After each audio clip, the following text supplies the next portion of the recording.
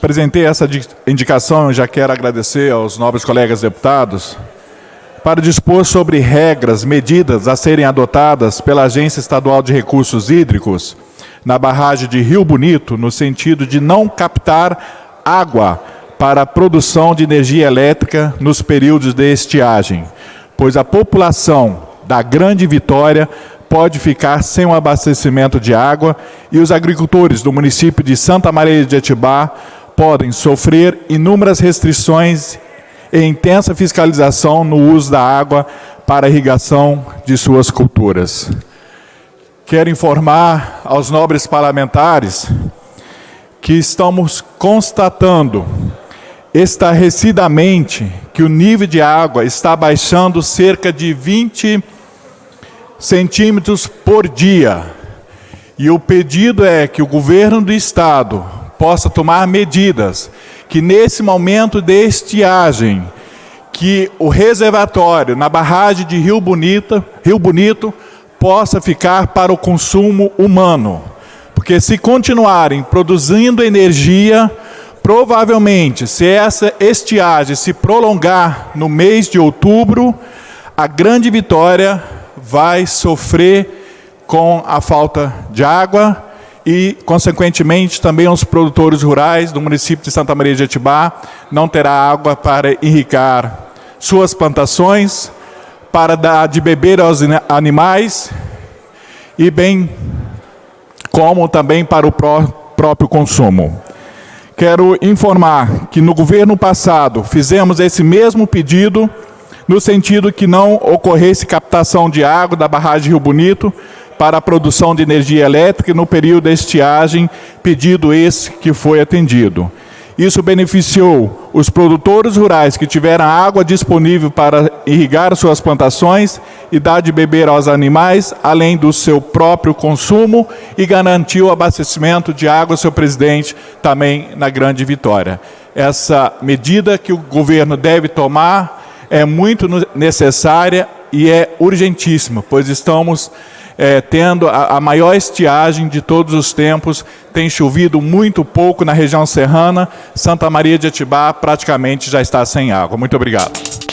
Parabéns ao deputado Adilson pelas colocações que fez sobre a situação lá de Santa Maria de Jetibá, mas vários municípios do estado estão tendo que fazer já racionamento de água. Mais uma vez, a gente está revivendo aquilo que aconteceu no ano de 2015. E eu vou trazer ainda, para uma outra sessão, um vídeo de 2016, quando o governo Hartung tirou 60 milhões do Fundágua. E eu alertei naquela época que esse dinheiro faria falta, porque é um dinheiro fundamental que poderia ter sido usado naquela época, se não para evitar, mas para mitigar possíveis efeitos de uma seca como nós estamos vendo agora. Aliás, ato que agora a Casa Grande também tentou fazer, tirando 40 milhões esse ano também do Fundágua. Então, essas questões deveriam o que nós passamos em 2015 aqui no Espírito Santo, deveria ter sido uma lição para não ser esquecida jamais. E se nós observarmos o que foi feito de lá para cá, efetivamente, para evitar o problema de racionamento de água, como já está ocorrendo até lá em Santa Maria, que é um município produtor de água, em função de que o Rio Santa Maria, que abastece boa parte da Grande Vitória, nasce lá. O estado sofreu 3 anos de uma seca terrível.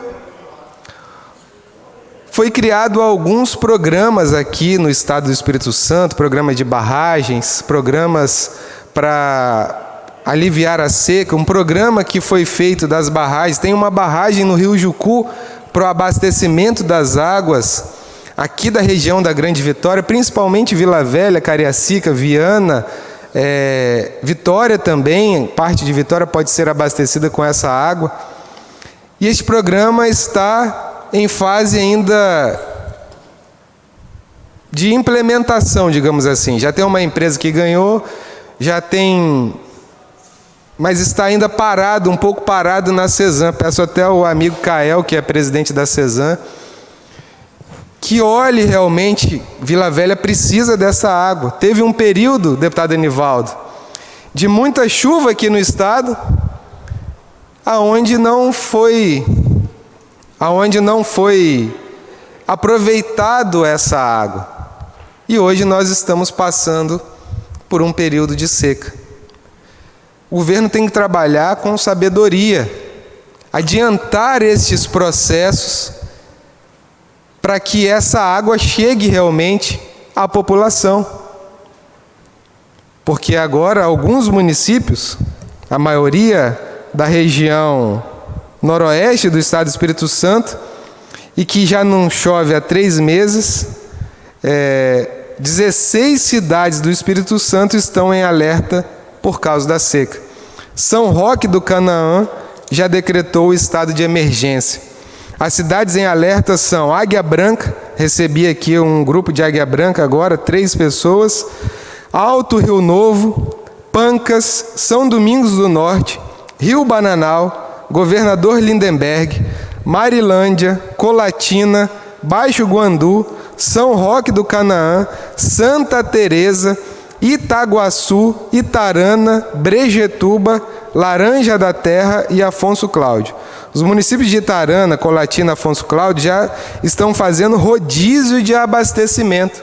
Já em 2015, 2016, no período da seca, eu alertei aqui para que a CESAM, nós temos um estado que é praticamente todo margeado pelo mar. A maioria dos grandes municípios do estado do Espírito Santo, Vila Velha, Vitória, Serra, Cariacica, a metade da população está ao lado do mar. Para que a CESAM também fizesse estudos da dessalinização da água do mar. Grandes países no Oriente Médio, em todas as partes do mundo, já utilizam essa tecnologia que não é mais tão cara. A tecnologia hoje ela é mais acessível. E a CESAM realmente pode fazer uma base dessas em algum município aqui da região para dessalinizar a água do mar. Infelizmente, as mudanças climáticas estão cada vez mais visíveis e sensíveis na nossa pele, no nosso dia a dia. Eu acompanho muito bem, criei a Frente Parlamentar do Rio Jucu e Santa Maria, e acompanho mais o Rio Jucu porque é onde eu moro, em Vila Velha. Então, o que acontece? Nós temos uma lagoa, várias lagoas, aliás, 19 lagoas ali onde tirava areia em Vila Velha, na Barra do Jucu, que chama aquela área de Jaguaruçu. O que aconteceu? Essa empresa Jaguaruçu tirava areia e foi fazendo buracos de 20 metros de profundidade e tem hoje 19 lagoas nessa localidade. Acontece que o Rio Jucu cada vez está diminuindo o seu fluxo. A barragem de Caçaroca, que eu vigio praticamente toda semana, há um tempo atrás puseram um saco de areia cercando o canal do rio. Acontece que quando fizeram isso, a inteligência de quem fez isso, quando o rio encheu, a água passou para os 2 lados. Ela não tinha essa barragem no meio, ela passava dos 2 lados e inundava especialmente a região de Itapuera da Barra e a região 5, ali na Grande Terra Vermelha. Muito bem, não dá para entender por que até hoje eu venho gritando aqui há muitos anos. A CESAM poderia abrir um canal de menos de 1.000 metros para canalizar essa água, levando até a estação de tratamento de Caçaroca, que ia gastar muito menos dinheiro, porque a água é muito mais pura, tem lagoa lá de 20 metros de profundidade, e a água que nasce ali, ou então que é acumulada a água da chuva, que é muito limpa, muito mais limpa do que a água do Rio Jucu. Acontece que começa lá em cima, no primeiro nascente do Rio Jucu, São Paulinho do Araci, a poluição. Nós tomamos água lá. Eu quero ver quem toma água lá na boca da barra, como a água chega na Barra do Jucu. Então, na verdade, Semana que vem eu estarei com o presidente da CESAM, que é o novo presidente, para mostrar, para ver se agora sensibiliza, porque os outros presidentes eu não consegui, para mostrar a importância, a economia que a CESAM vai fazer em tratar e pegar essa água das 19 lagoas, 8 milhões de litros cúbicos que tem de água ali, do que tratar a água suja que chega aqui embaixo, em Caçaroca. Um projeto lançado pela Escola do Legislativo, da qual, como primeiro secretário, sou presidente, mas, na verdade, é um projeto da Assembleia Legislativa, de toda a mesa diretora, do presidente Eric, de todos os 29 deputados, junto com a presidência, que é um projeto que começa a ser colocado em prática a partir de hoje, que chama Reciclales.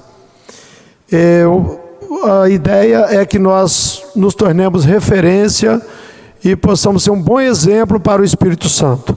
Todas as coisas que nós fazemos são passíveis de interpretação, de julgamento.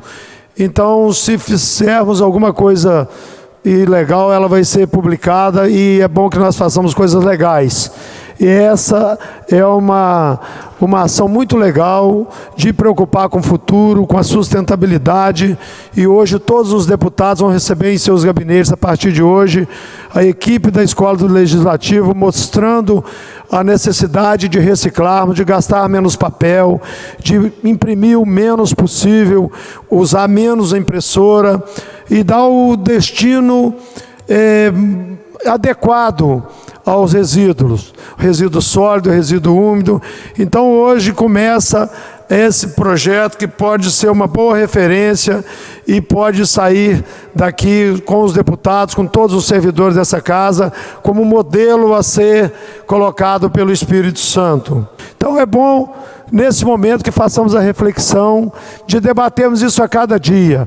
Hoje as escolas já têm esse grande mérito de debater a questão ambiental, as igrejas já estão falando sobre esses temas. É importante que na nossa casa, no nosso ambiente, nós possamos discutir a necessidade de fazer cada um o papel de cidadão e cidadã. Projeto de lei complementar número 47/2019, encaminhado a essa casa pelo senhor governador do estado, José Renato Casagrande, que visa alterar a composição, o funcionamento, a estrutura do Conselho Estadual de Segurança Pública e Defesa Social. Inicialmente, gostaria de registrar aqui que é uma matéria importante e até louvar o interesse do governo do estado, tendo em vista que realmente o Conselho Estadual de Segurança Pública e Defesa Social tem se revelado muito inoperante e precisa efetivamente de uma alteração estrutural, uma alteração logística e hierárquica para que ele possa funcionar e assim render bons frutos à sociedade. Parabenizo o governo pelo envio da matéria e pela iniciativa em fazer o Conselho ser ativo e efetivamente funcionar como fórum de discussão. A segurança pública hoje é o grande desafio do Estado do Espírito Santo.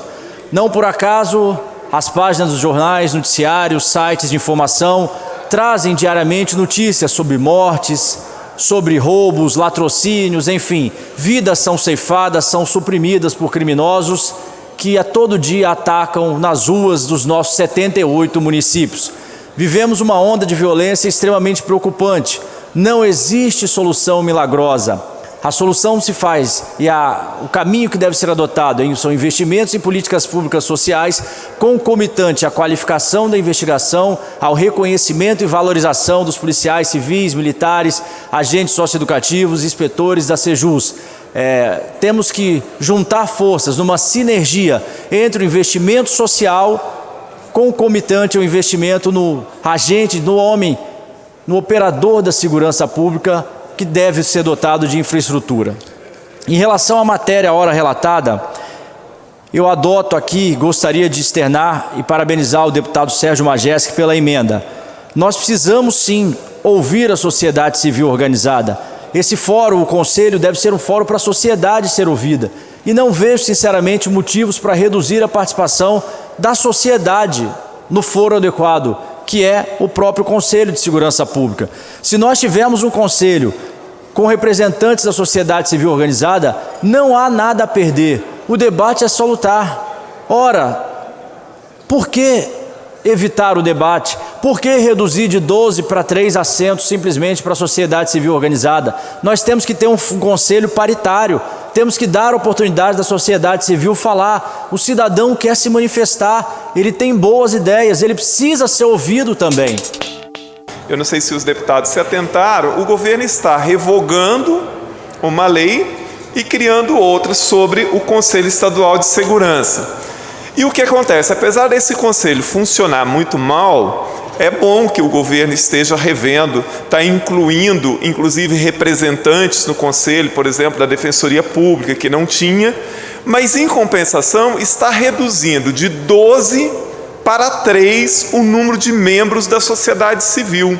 Isso é muito ruim, porque mais do que nunca é importante representantes de segmentos da sociedade civil num Conselho de Segurança, num momento tão grave da questão da segurança pública.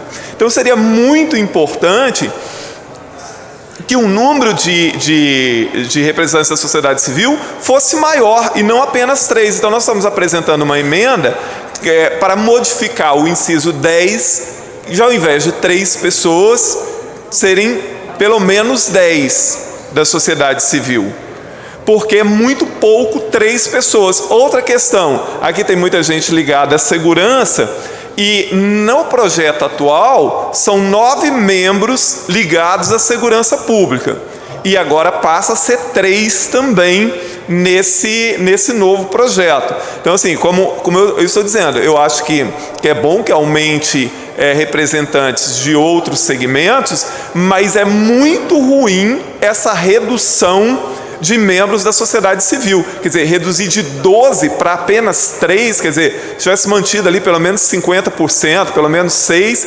mas 3 é um número exíguo demais para um conselho. E essa redução, ela é negativa para a sociedade, ela não traz nada de positivo. Algumas pessoas aqui, alguns colegas, de uma maneira democrática, fizeram suas colocações, e eu quero, aqui nesse momento, mostrar que eu não comungo com essas manifestações que foram contrárias, até porque nós que estamos aqui trabalhando em conjunto com o Executivo, percebemos o esforço que o Executivo tem feito para melhorar a segurança do Estado como um todo. Esse Executivo tem pouco tempo e, nesse pouco tempo, já mostra resultados através de planejamento estratégico, de mudanças na abordagem, e esse fundo, que já foi dito aqui, inclusive por colegas, que ele não vem funcionando, ele está sendo melhorado, e melhorado na sua estrutura e no seu funcionamento. Nós sabemos que esse fundo, as pessoas participam de uma maneira que não recebem, é um fundo de participação sem remuneração, e que é muito importante. Nós não podemos ficar gastando dinheiro público com comissões, com conselhos. Eu não sou favorável a isso, mas o fato dele ser reestruturado com um número menor, nós temos aí sim participação popular, temos pessoas que podem representar muito bem, defendendo a sociedade, e entendemos que o número excessivo de representantes dificulta o funcionamento, e na verdade é uma coisa que está acontecendo. Não está funcionando, foi dito aqui que não está funcionando, tem que ser reestruturado. Isso nós temos inúmeras pessoas que não comparecem, até porque não existe remuneração. Nós levaríamos esse fundo a continuar funcionando mal. Então isso é uma iniciativa do Executivo que tem o meu apoio. Teve o apoio da grande maioria dos deputados que aqui estavam presentes, alguns já saíram, mas nós temos que sim dar um voto de confiança e apostar que dias melhores virão na segurança pública desse Estado. É falar sobre a continuidade do abuso do consórcio 171 da rodovia BR-101. Mais mortes nesse final de semana, mais descaso com a população e propaganda enganosa na televisão, dizendo que fizeram 9 quilômetros em Viana, mas a empresa teria que fazer 200 quilômetros. E está fazendo publicidade de que está entregando 9. Eu não entendo como que essa situação pode perdurar. Sem providência do Poder Judiciário, sem providência do Ministério Público, quando todos sabem que por quase 6 anos o pedágio dessa estrada quase que seria suficiente para poder fazer essa duplicação.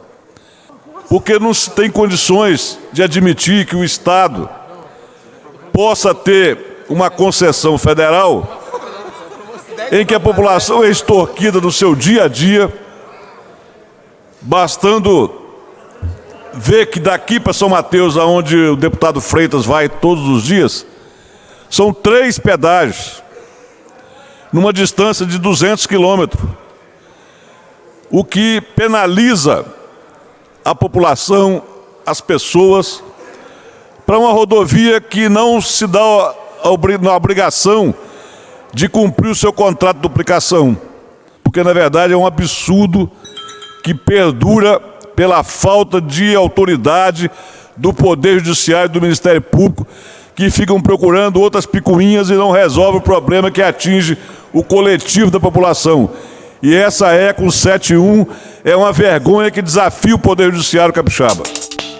Na verdade, eles não fizeram foi nada durante 8 anos, que a ECO 101 está nesse trecho de 478 quilômetros e nada fizeram até hoje. É lamentável, lamentável. Se nós pegarmos lá de São Mateus e vir até aqui na região da Serra, não tem nada feito, nada feito. O que tem são as praças de pedágio, que quando chega num determinado horário, eles só colocam um funcionário para quem vai e outro para quem vem, para que vai e volta, nos 2 sentidos, sentido contrário, e a pessoa que está no seu veículo é arriscada até ser assaltado. Por quê? Porque não tem responsabilidade e respeito para com a população do Estado do Espírito Santo. E eu digo aqui sempre o seguinte: isso não é da competência do Estado não, mas nós, como somos responsáveis e não temos medo de cara feia, viemos aqui exatamente para fazer a nossa fala, o nosso discurso. Essa semana mesmo eu passei no trecho, e esse trecho aí, abandonado pela 101, a 101, ela está fazendo a população do Estado do Espírito Santo de bobo. Essa é que é a verdade. Esse trecho não funciona porque não tem nada feito. E o povo morrendo. Morre quem vai e morre quem vai e volta. É morte toda hora. E o dinheiro está entrando lá nas 7 praças de pedágio e não é pouco dinheiro não. É muito dinheiro. Eu tenho o privilégio de presidir nesta casa uma frente parlamentar em defesa dos motoristas de aplicativo, que fez uma reunião conjunta com a CPI dos crimes cibernéticos, e nós tivemos aqui uma audiência pública com a presença da Uber e que teve a participação também dos deputados e delegados Lorenzo Pasolini e Danilo Baense.